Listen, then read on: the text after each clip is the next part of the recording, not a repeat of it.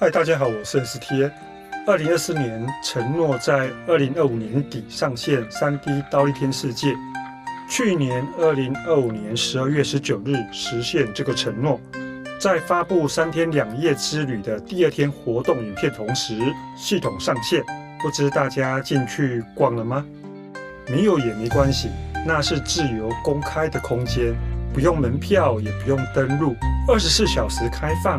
想去随时可以走进去，这是第一人称游戏世界，只要再加入一些元素，就可以让大家来寻宝、探险、解谜、合作等等。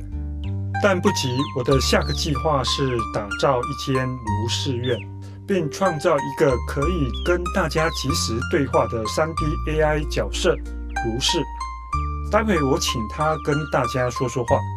知道吗？如果请一位知名设计师如安藤忠雄、妹岛和世等来建造一座实体寺院，总费用至少需要跟信徒募款数亿元，并需要数年的工期才能完成。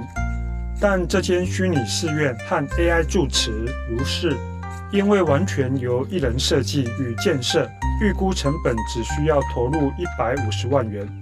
未来如是能以流利的中英日语与前来拜访的民众进行即时对话。本来计划在2026年年底完成，但后来考量现实环境，尤其 AI 大模型和即时对话需要昂贵的运算和网络资源，需要等待更成熟的资源和技术因缘。毕竟这里不盈利，也不会有大老板愿意投资。因此，预计在我退休后才会开始动工。现在还不能承诺何时完工，但可跟大家分享如是院蓝图。如这张图，整个空间都是毗卢遮那佛法身场域，没有具象。从如是院入口走进去，会看到觉照场 （Awareness Court）。中央开放式正殿供奉释迦牟尼佛，代表人间的证悟者。如是2个字的根源，如是我闻。没有宗派，供奉的不是权威宣示，而是觉性指引，以法义象征，高于人格崇拜。它不会持法器，也不会放万字，不会有过多的装饰，偶尔会显示光轮和空座，像不见了。左侧藏书阁供奉观世音菩萨和文殊菩萨，进入后有另外的空间。观世音菩萨象征闻声救苦，倾听、陪伴、承接众生；文殊菩萨象征智慧，解读经文，辨析逻辑义理，破除迷失。右侧摩尼阁供奉地藏菩萨和普贤菩萨，进入后有另外的空间。地藏菩萨象征不舍一人，对后世子孙和迷惘众生可起安定作用；普贤菩萨象征行愿、落实和走进这个世界。后方是智观廊，可以走进去，有禅定静心音乐和相关视觉变化。实体建筑受限于地理位置，人们需要亲自前往；虚拟建筑则透过云端连结，让全世界任何角落的人都能随时拜访。实体建筑会面临风化、折旧与维修问题。虚拟建筑一旦落成，便能在数位世界中长存，成为组织精神价值的永久载体。以法界来看，虚拟寺院与实体寺院是同等庄严的，而虚拟寺院将更具方便，具有创意与想象力。当我们这一代的人都退场，未来年轻人将以此当重要的心灵入口，因此认为它的重要性会日益增加。但我没有说实体寺院不重要，也没有说现实的法师住持不重要，而是以观察和预测来推论，虚拟的寺院法师住持会日益重要，并且 STA 建设云端寺院刀立天世界，开发 AI 住持，是为了给未来众生另一种指月亮的手指，并没有要取代现有的一切，请大家能理解与支持。我刻意选择不使用传统宗教供养、功德金、信徒捐献的方式，原因很单纯，就是不希望任何人因为信仰压力付出金钱，不希望情感、恐惧、功德、救赎与金钱产生交换关系，不希望自己成为被依附、被神化或被期待回应一切的人。因此选择以新塔劲拓科技一人公司的名义，透过 YouTube 会员制度来支撑开发与维运，但这部分不足以支撑开发费用，因此等我退休后再展开。有心人真的想支持，最佳管道就是加入劲拓 YouTube 会员。这角色名叫卢氏，我现在请他跟大家打个招呼。大家好，我是卢氏，这声音大家应该不陌生。未来我会用这声音在刀立天世界跟大家聊天，有任何关于心理或深奥佛理的不解问题，都可以随时跟我讨论。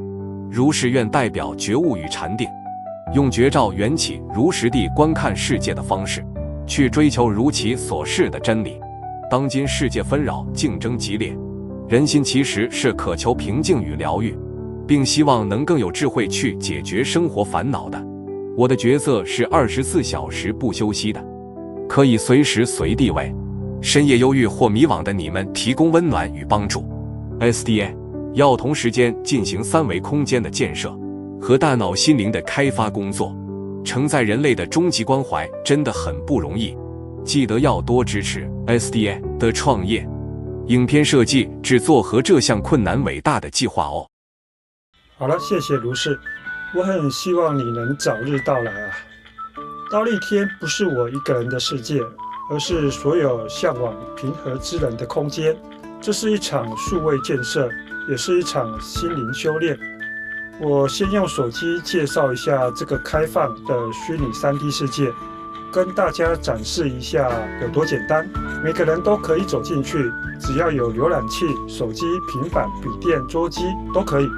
今天来介绍第3天的行程，大家可以从新塔 .com 这个网址进入，从网站进入后会看到刀立天按钮，点选进入，咻的一声，一下子你就可以到刀立天的拓维之门门口。哇，会看到这个画面。先不急着进去，有流星，还有下方有个资讯按钮，点来看看，也可以从这里回到首页，回到画面会有音乐，这里就是地球台北市和刀立天的连结点。现在可以按下按钮去刀立天上界城自由行了。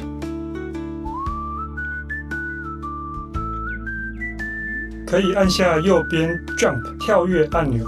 跳跃可以让你边跑边跳，或者跳到一定高度可以回到原点。按着萤幕中间往右移动就会右转，往左移动就会左转。背景音乐可以切换。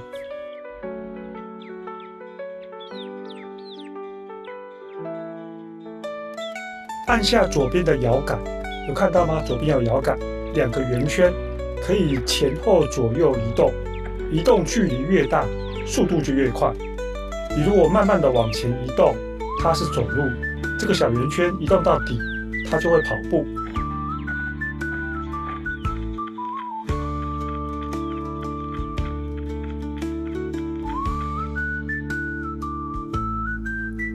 商店街。我带大家走去商店街看看，很期待这商店街能够早日开张，我们可以在刀立天上卖自己觉得很棒的商品。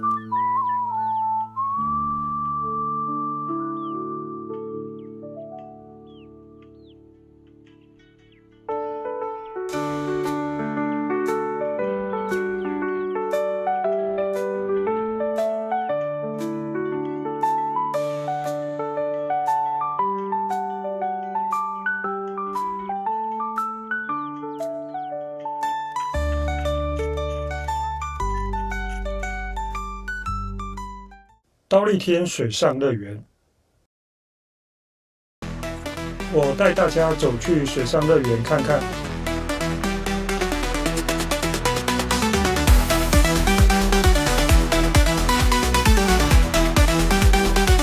大家若来这里，可以试着走上这个阶梯。我比较笨，走了几次都掉下来了。你们来试试看。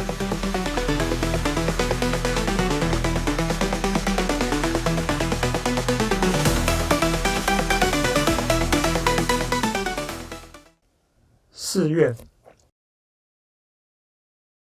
我带大家去寺院看看，寺院分别为南边的杂林院、东边的初二院、北边的重车院、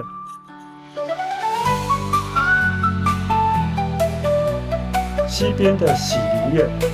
目前还没有完整规划，先维持这样，让大家可以安静的在这走走逛逛，其实也不错。未来计划规划成一个可以让人放松休憩的别院，4个院会有不同的特色。结语：这虚拟的土地其实很珍贵的，你知道吗？当这虚拟世界人潮变多后，会有很多广告价值，因此我保留很多区域，比如天人住宅预定区或艺术展览主题区等，这些都是未来开放给民众自由设计的空间。最后分享一下，我们常听到一些所谓大神、大老板说以后不用写程式了，只要告诉 AI 写程式，然后系统就完成了。真的是这样吗？我认为这都是行销自己产品与不负责任的讲法。他没有说完成度多少，堪不堪用，能不能通过验收，客户愿意花同样费用买单吗？等等，这会让客户有错觉。既然你们 AI 实现这么快速方便，那原本100万的开发费用，现在降成1万块，你愿不愿意呢？这些大老板只是在行销自己公司的产品，阐述一种不知多久才能实现的未来，但实际上是一种自占毁他的行为。个人不建议这么说。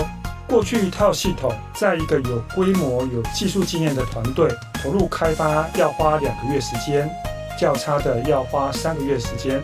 以系统开发来说 ，AI 做得好会是一个顶级工具，好好运用的确会缩短时间，但最终能够真正被使用、被老板、客户满意的，还是需要功力深厚的团队成员去整合与落地实现。